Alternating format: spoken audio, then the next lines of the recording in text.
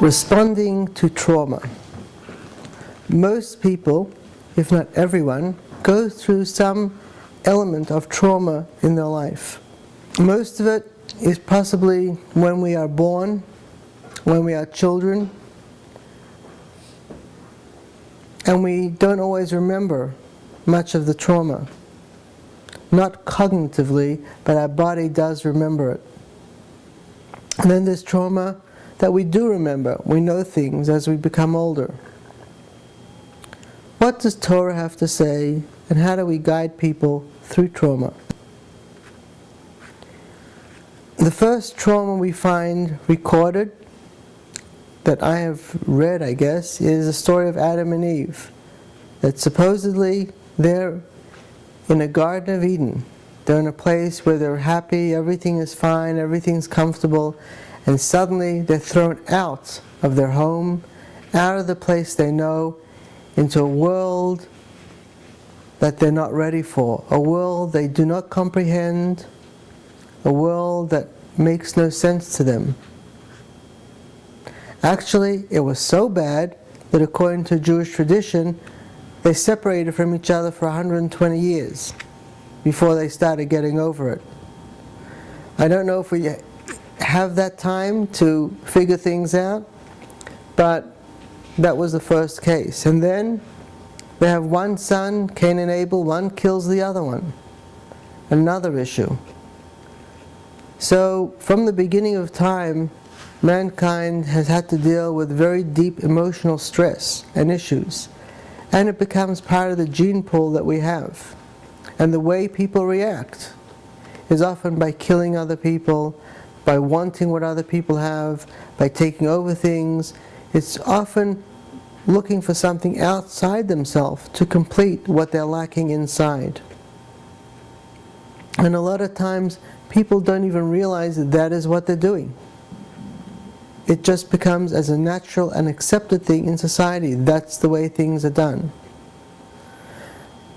That may be a way of doing things, but it doesn't result in fixing the trauma and the issues that are there within the person. Many times we have reactions to things, and the reactions we don't even know why we have it. It's there because of something in our system.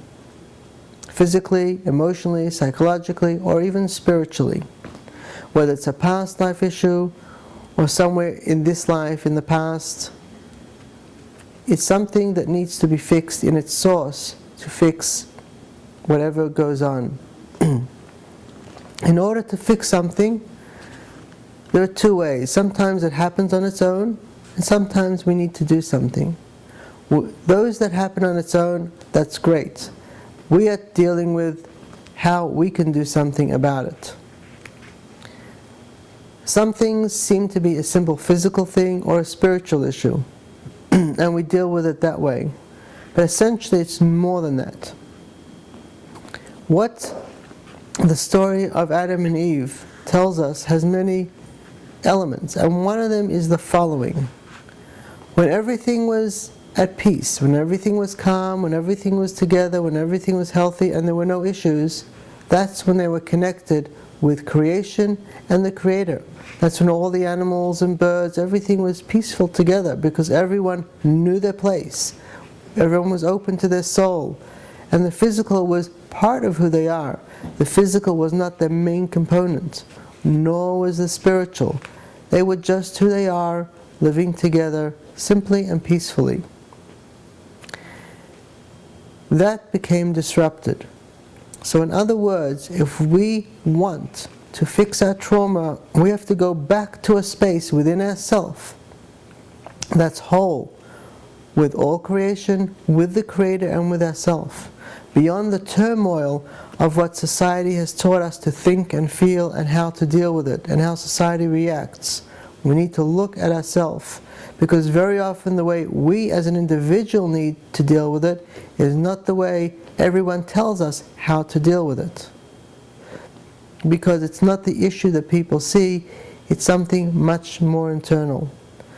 And a lot of the disharmony and discord and traumatic issues which we are aware of or not aware of, are here essentially as a reminder that there is something deeper we need to connect with.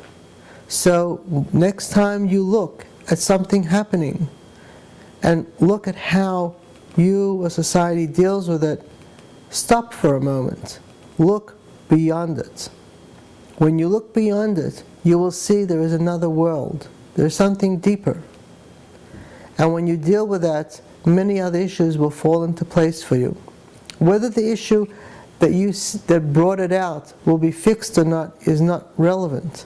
What is relevant that you fix the things that you're able to do and connect. And in this way, you will also survive whatever is going on in life and whatever will happen in the world. The world is changing more rapidly with each moment and each day. And people often question what's going to be, how are things going to be in society? And the answer is, they're going to be, whatever happens to you is the way they're going to be. Depending on where you're centered is how you'll act and react to what goes on. So the more you are centered in yourself, not being self-centered, but centered in the oneness and creation that exists within you, that place of peace and balance, the more you'll be able to flow with the changes. And then it doesn't matter what happens or how it changes, you will survive it and you will get through it in a peaceful manner because you're not attached to the changes, you're attached to beyond what is happening. But to get beyond what is happening, you have to get beyond what's happening within yourself. Be less attached to it. And once you're less attached and you find yourself that you have a deeper space and a space that's beyond what is happening, then you'll know that you're connected with God, with the Creator, and with creation in a proper manner. And that balance will help you flow through whatever else goes on in your life and into the future. And together as a society, all those that achieve this can come together as a group and recreate and rebalance the society and the world in a manner that keeps it going and flowing even keeled for all future generations.